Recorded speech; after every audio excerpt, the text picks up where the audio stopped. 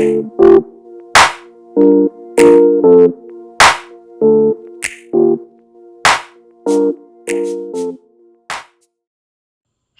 everyone. Welcome to I Am a Friend of God podcast. I am your Coach Deja Reed, and I am so excited to be before you on today. We're actually going to dive right on in as this is the first episode, and I'm so excited about it. But we are going to be talking about today.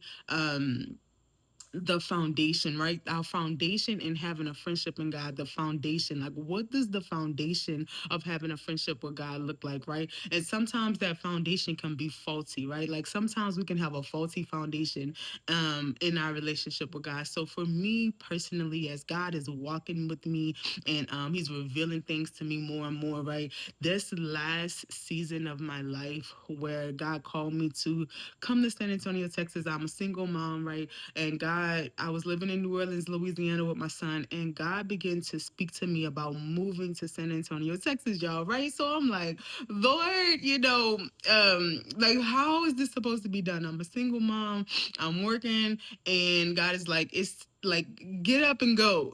Like, and I'm just like, what? And nonetheless, by the time God was speaking to me in January about this, by the time April hit, like, I moved, right? But in the midst of that, I was leaving an abusive relationship with my son's dad. Um, uh, so it was a lot that took place within that, a lot of trauma, a lot of hurt that took place with that, with my son and I, and then just going and walking through a lot of things in that season, right? So for me, that season was it was very hurtful. So when God began to speak to me about moving, I was like, it was actually something that I wanted to do because I wanted to raise my son in a better environment. I wanted my son to um be able to, just the environment overall was the school systems and everything. So I'm excited. I'm like, okay, you know what? Let me confirm that this is what the Lord is wanting me to do. Let me speak to him. Like, let's talk about this. And, I fasted, I prayed, and God confirmed time after time that he wanted me to move to San Antonio, Texas. And so I did, right? Like, so God began to speak to me about this in January, and by April, right? Like, whatever could fit in my car, we got in the road and we got in the car and we left, right? Like, we packed up a U-Haul, put everything in storage, and my son and I, whatever we could fit in our car, we got in the car and we left and we came to San Antonio, Texas. But the key point I want to make out here is I'll never forget, I was driving in the car and before, and I told God, I'm like, when I leave, right, when I leave Louisiana, once I cross state, right, like, I want to live in full surrenderance for you. Like, I'm going to surrender. It's no more of the playing around. Like, God, you have my life. You have my full attention. Like, this is going to be a new life and a new start for us, right? And so when I leave and when I cross this state line, like, this is my surrenderance to you. Like, this is my declaration to you. Like, this is me saying that my life is yours, right? And so for me, right, like, I'm like, God, God is going to honor this because I'm taking this a big leap of faith. Like, God told me to leave my comfort zone and just go, and like, I'm being obedient. So in my mind, I was thinking that, this is going to be it. Like, God is just going to move once we get here. Like, everything is just going to work out. And it actually was the complete opposite. And so it was the complete opposite. And I was like, Lord, what have I done? You told me to move. I was obedient, and I feel like nothing is happening once I moved here. And so as the journey began, God began to, in retrospect, as now I can see what it was. And what was going on was God was trying to, what I was desiring or what I was wanting to do was God to build on this faulty foundation, right? As I mentioned earlier, I had all these toxic things going on. I was in a toxic, abusive relationship. I was, my son had been abused and toxic. And it was just all of these traumas and hurt that was going on that I never dealt with. And so I expected God to come in, right, and start building on top of those things when God was like, no, I'm trying to uncover those things, right? Like, and I'm trying to hide them. I'm trying to push a step back because I don't even want the memories, right, of all the things that I went through and all of the things that I, that took place when I was there. So I don't even want the memories of those things. So I'm trying to hide it and push it down and shove it up to the side. And God was like, putting me in situations, right, to uncover those things, to for me to heal from those things. And yet I kept trying to suppress it. Yes, yet I kept finding myself in situations, and every time it would try to God would try to bring it to the surface, right, I was suppressing it, and I was trying to bring it back down because I didn't want nobody to know those things, and I didn't want nobody, like, I'm trying to create, like, God, I want you to create the new me. I want you, in your word, right, you said that you will create in me, you will create a new me. And so that's what I'm looking for. Like, I'm looking for you to birth something new. I'm looking for you to birth the new me. And yet the old is keep finding itself to the surface. Yet the old keep finding itself in situations. The old me keep finding situations. And I'm being reminded of all this trauma and all of this hurt and all of the things that I went through in the past. And God, why can't the new me be birthed? Why can't the new me be created? Why can't the new come forth? And so for so long, I tried to, and I mean, and I was put in so many situations, y'all, and I've been here for 4 years now, right? So let's just get that out. I've been here for 4 years now. And when I say that God put me in situation after situation after situation, and it was to uncover the church, it was to uncover the trauma, because God kept trying to tell me I cannot build on a faulty foundation. I cannot build a new you when you got so much trauma and you got so much hurt and you got so much pain at the inside and underneath, that I can't build on top of that. And you're expecting me to come in and you're wanting me to build a new you, but I can't build it when the foundation is not solid. I can't build anything new when your foundation is faulty, daughter. Like, I can't build a new you when your foundation, when you're not wanting to get the root, get to the root, get to the root of your foundation. And so I begin to, year after year and situation after situation, God begins to put me in these situations. And instead of me uncovering, right, instead of me allowing God to uncover all the hurt, all the pain, all the trauma, right, I mask it. I became a professional at masking the season, the fire, the season that God was trying to prune me, the season where God was trying to uncover, the season where God was trying to unpack the things that was on the inside of me that was not of him. Those moments and those seasons, I began to try to put a bow on those seasons, right? I began to try to fix those seasons up, because I don't want people to know what was going on. I don't want people to know, how I really feel, because in my mind, like, God gonna work it out, right? Y'all know how we get. God gonna work it out. He gonna fix it. It's okay. And we don't want to be honest with ourselves, and we don't want to be honest with others to say, no, this is what I'm actually going through. This is what I'm actually dealing with in this season right now. And so as God began to continue to kind of, again, bring those things to the surface, every season, y'all, every single season, I suppressed it. Every season, I tried to push it back down, cover it up.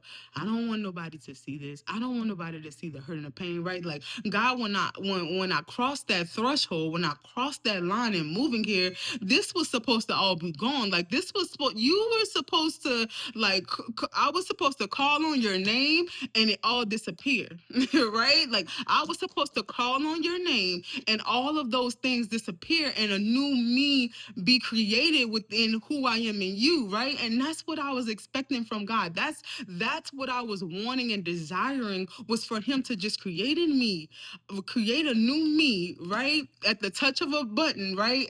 And all the old just be gone. And God is like, I can't operate like that. I can't operate on top of the faulty. I can't operate on top of the I can't operate like that. And so it took me, of God bringing me down to my lowest point. And God was trying, I'm telling y'all. And it was season after season that I would walk through, and I would have to walk through these dark moments, right? And they'll be like, and people be like, girl, something wrong with you, right? Like, it's no way you should be going through all of that, right? Because, and that's what it looked like from the outcome. But in reality, it was God trying to get my attention. It was God trying to pull me in those dark moments. It was God trying to whisper and say, daughter, like, Like, I understand that it don't look pretty. I understand that it's not all fixed up and pretty in a bow, right? I understand that, people are going to judge you. I understand that they're talking about you. I understand that, it's not what you wanted it to be. It's not what you thought it was going to be. But I promise you, daughter, if you allow me to uncover those things, I can create. That's when I can create in you a new person. That's when that person in the Bible can come forth, that new person that I can create. But I can't do it in this manner. And so God began to show me, and he revealed to me, it took him getting me down to my lowest point. And this lowest point just happened recently, about a year ago. And when I say I lost everything, right? Like the little things that I did gain since I had been in San Antonio, the little things that I did, work for and try to kind of conjure up myself and try to build something up myself, right? Like I lost everything, and I became to the lowest point I had ever been since I had been in San Antonio, and I had become to the lowest point I had ever been. And God said, "Now, are you going to allow others in, or are you going to continue on the same cycle that you have been in the last few years of your life?" And I remember breaking down in those moments because I knew at that time that I had to take the mask off. I knew in those moments that I had to take the mask off. I had to come to face with reality. I had to come to the face of the moments of saying, God, okay, I'm going to let others in. God, okay, I'm going to take the mask off. God, okay, I'm going to allow others to know exactly what's going on. And I'm no longer going to hide it. I'm no longer going to try to fix it myself. I'm no longer going to be in the position where I got to fix it all. I got to figure it out myself. I got to put myself in a position to try to get this stuff done. But God, I'm surrendering it to you.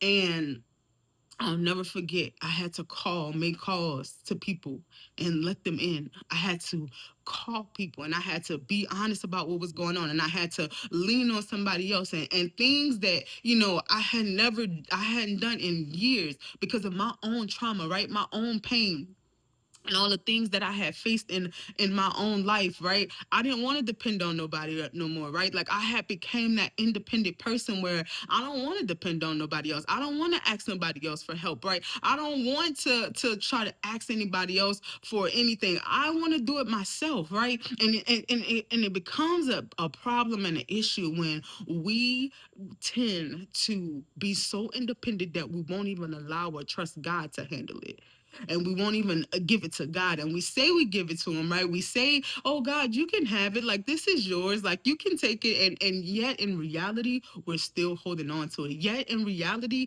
like, we're not even allowing God in to handle it. We're not even allowing God in to fix it, right? And so I'll never forget having to call people and text people and say, "Hey, look, this is the truth. Like, this is what's really going on in my life. Like, I know it. I know what it may look like. I know what it may seem like, but this is the truth, and this is where we are. And I need help, right? Like, I need help." Right. And I could have taken those moments and I could have repeated and I could have tried to figure it out. I could have tried to kept that mask on and kept it moving, but in those moments, I had to surrender my will. And that's the moment I realized that God was looking for me to surrender. When he say surrenderance, when he say he's looking for us to surrender, he's looking for us to surrender our own will. Because we can try to, we can try to, tend to have this, this, um, this thing where we want to do it our own. Like we have our own way of doing it, and then we're allowing God, hey God, you come in, I've already got the book, I've got the title, I've got the chapters and everything, but can you come put your hand on this? Can you come put your hand on it? But I've already figured everything out. I just need you to bless it. I just need you to, you know what I mean, give me some favor in it. And it's like, no, like, no, it's seeking him first. It's giving it to him and allowing him to give us the answers, allowing him to write it for, and allowing him to do the work. But we tend to have it backwards sometimes. And so for me, what that looked like in this season just recently, where I allow God to, and I surrender my own will and I allow him to come in, and honestly, it was the first time in 4 years that things began to change for my son and I since we have been in San Antonio, Texas. And since we have been on this journey, right, it was the first time that things began to shift for us. It was the first time that things began to change. And it was the first time that we were able to actually just move forward.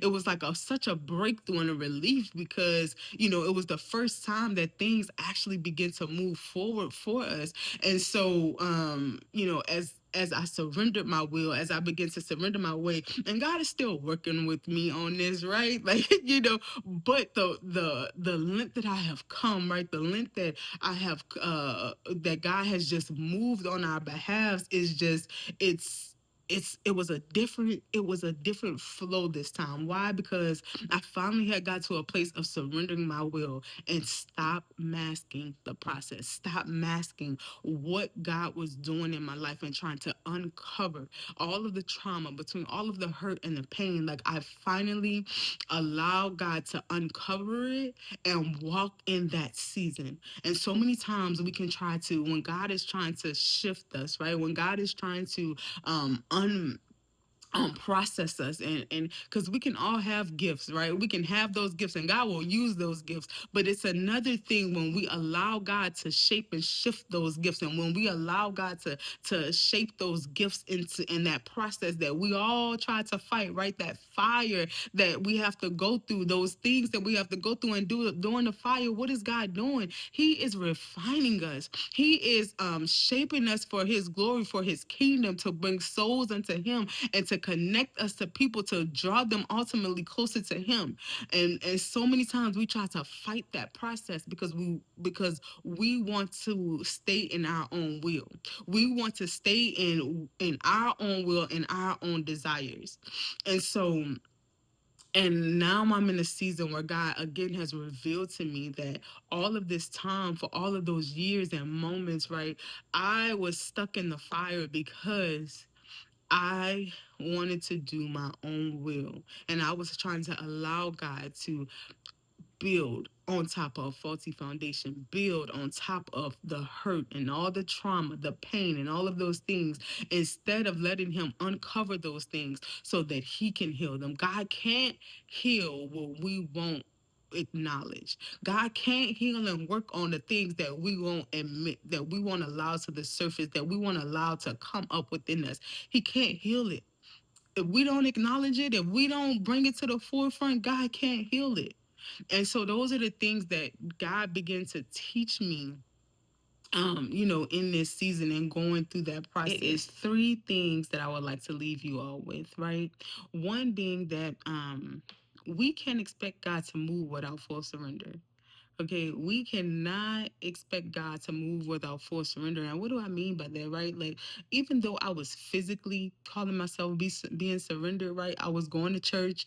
I had a prayer life. I was serving, right? Like, I was doing all the things. I had a worship life, right? Like, I had communication with God, right? Like, I was in communication with him daily, but I was not fully surrendered. Why? Because my heart posture wasn't surrendered. My will was not surrendered. My ways were not surrendered.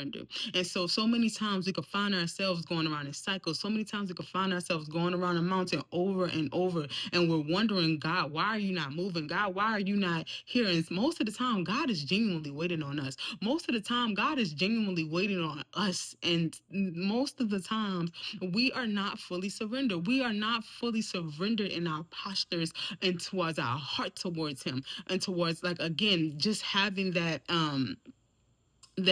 our wills are surrendered, because we want to have our own way. Like, let's be honest, we want things to go our way, and then we want God to come in, and just like I was saying earlier, we want God to come in and just, like, put his touch on what we have already fixed up. And God is like, no, that's not how this is supposed to work. So we can't expect God to fully move without full surrender. We can be doing all the religious things. We can be doing all of the things, but if our hearts are not surrendered, if our hearts are not in a posture of full surrenderance, right, God is not going to be moving. Like he's not, he can't move. He can't move without that full surrendering. The next thing I want to leave, number two, is something I want you all to take away. We can't expect the new without confronting the old, right? We can't expect God to build a new us and a new, transform us, and renew us in our mind and all of those things, right, until we confront the old. We can't expect God to transform and create in us a new person and a new creature until we confront the old, right? And I know for myself, like I did that so many times, and I expected God to like, and when I think about this, I think about like when you trying to build a house, right? And say for instance, you can't build no house on top of dirt, right? Like you need a solid foundation to build a home, right? You need a solid foundation. You can't go get some wood slabs and like a flimsy piece of wood and just put it down and say, oh, let's build the top of the house on this, right? Or let's get some sticks and we just gonna put a few sticks down and that should hold the house up, right? No, you can't build a home on top of that. Why? Because you have a faulty foundation that is not gonna either stand to begin with, right? It's not gonna stand to begin with, or it's never, it may stand for a little while, but it will always fall when the winds come, when the storm come, right? That house is going to fall to the ground. But why? Because it does not have a sturdy foundation. It does not have something that can sustain the foundation, right? And so in order for God to genuinely move on our behalf and genuinely to create that new person, right? He have to build on top of a solid foundation. And in order for him to do that, we have to confront what's old. We have to confront all the things that are at the bottom that's hindering him from creating a new foundation, a solid foundation, a foundation that's going to last, a foundation that's going to be built on who we are in him and not the things of this world. When our identity is based off of who we are in him, right? That's a solid foundation. But see, when we try to, we want God to like build on the identities we've built for ourselves. We want God to build on the top of the things that we have, the names and the titles and all the things that we've already built for ourselves. And God can't move like that. So we cannot expect the new without confronting the old. We have to get to the root of things. We have to get the old out so that God can build that slate and that new foundation. And the last thing I want to leave you all with is don't mask the old. Let it come out. Don't try to mask up all. Don't try to put a pretty bow on it, right? Like don't try to make it look pretty because it's not going to look pretty. Now I'm not saying go out and the whole world got to know your business. I'm not saying go out and tell your business to everybody, right? Like that's not what I'm saying. But what I am saying is we have to be honest with ourselves. Like even if we have a small 2 to 3 people that we are genuinely honest about. And see, we it's a difference in us being honest and um us being honest, right? And then us trying to polish being honest, right? Like, oh yeah, well, it's all good though.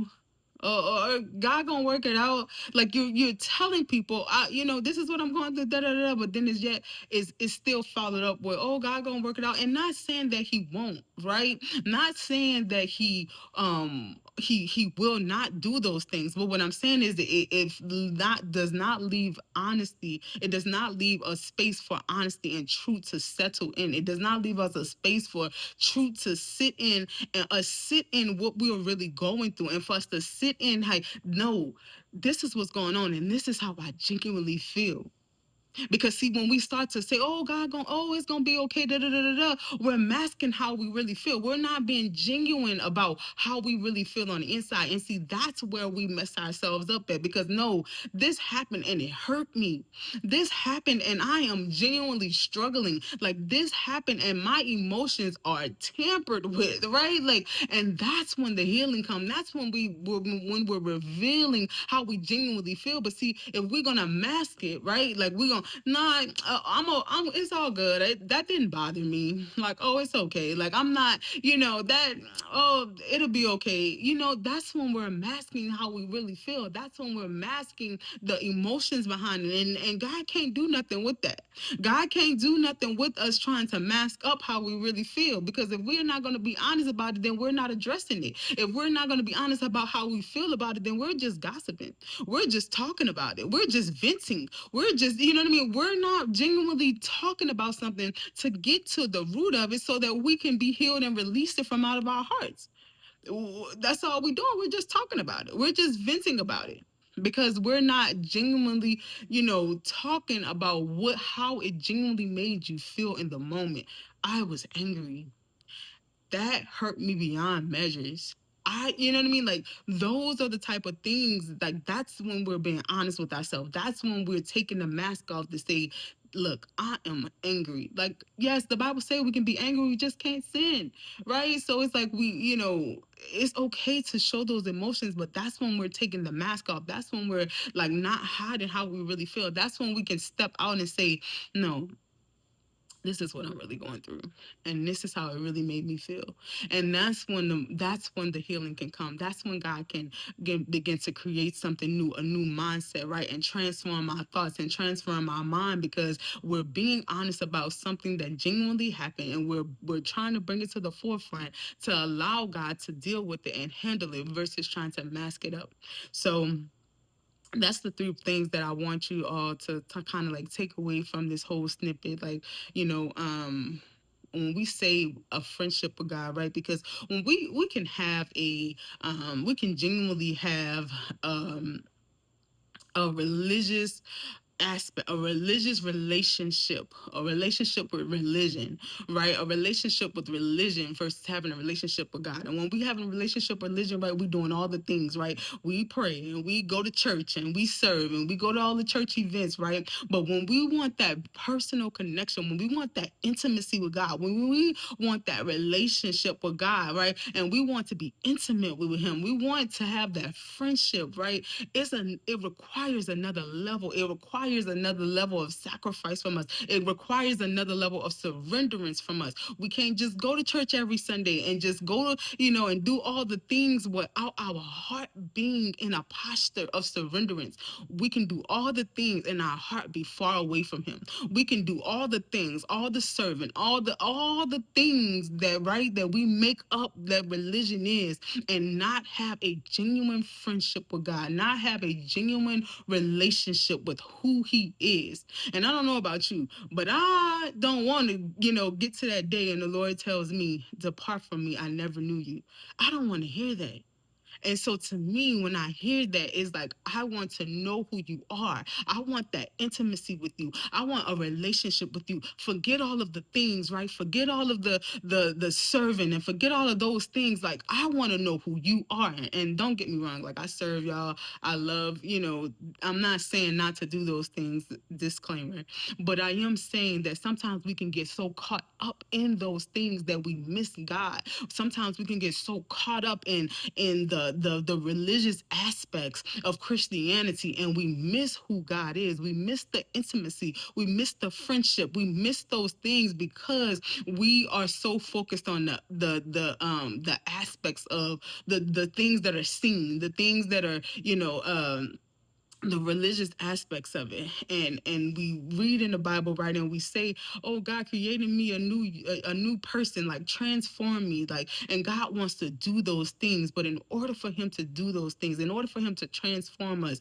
and in order for Him to truly create in us a new person, right, we have got to allow Him to build it on a solid foundation. We have got to allow Him, well, because He's trying, right? He's trying to build those things up. He's trying to build a new person, but He can't do it. And that's why the fire is always so intense. That's why the fire, we go through the fire and we walk through the fire, and it's those times where we want to quit, right? Because God is exposing those things. And sometimes He's exposing it to people who are around us. Sometimes He show it to the people that are around us. They see it and and we want to cover it up. And God is like, no, in order for that solid foundation to come, in order for me to truly build and create in you a new you, let it be exposed, let it out, so that I can create, so that when the transformation come, they can only say this was nobody but God, so that they can see the real you, so that they can see what it really looks like. Because when God transform and